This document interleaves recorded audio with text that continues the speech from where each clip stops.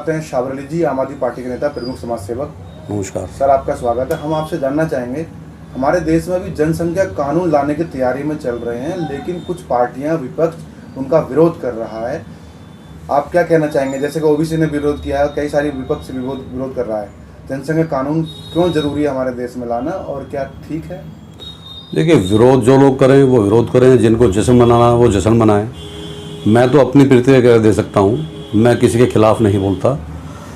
मेरे हिसाब से पॉपुलेशन पे कंट्रोल होना चाहिए, लेकिन वो निष्पक्ष होना चाहिए। उसमें हिंदू मुस्लिम का भेदभाव, सिख किसी का भेदभाव ना हो।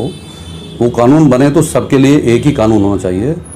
क्योंकि अगर हम एक मजदूर टाइप के आदमी हैं और हमारी कोई सोर्स ऑफ इनकम नहीं है, और हमारे पास 10 बच्चे हैं, 8 बच्चे हैं, 6 बच्चे हैं, वो हिंदू भाइयों में भी हैं और मुसलमान भाइयों में भी हैं। ऐसा नहीं कि मुसलमान भाइयों में ही है, हिंदू भाइयों में बहुत परिवार ऐसे हैं जिनमें 10-10, 12-12 बच्चे भी हैं, लेकिन सोर्स ऑफ इनकम उनकी कुछ नहीं है।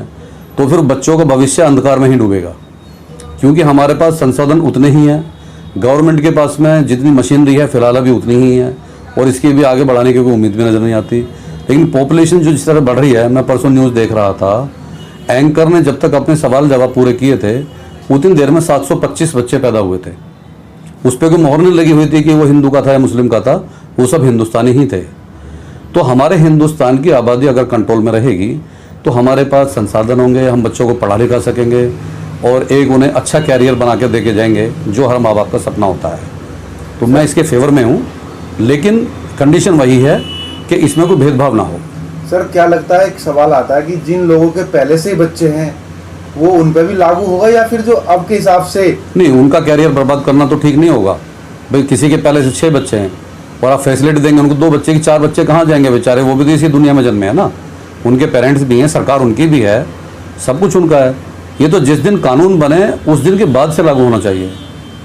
ये उनके साथ एक अन्याय होगा, अगर पहले से लागू करेंगे तो उनके साथ अन्याय होगा।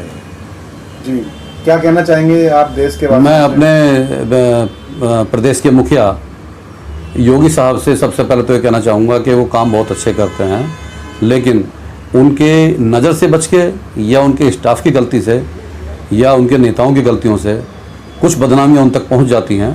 एक तो उस पर थोड़ा ध्यान दें और अपने नेताओं के ऊपर थोड़ी लगाम लगाएं कि वो एक कंट्रोल में बोलें।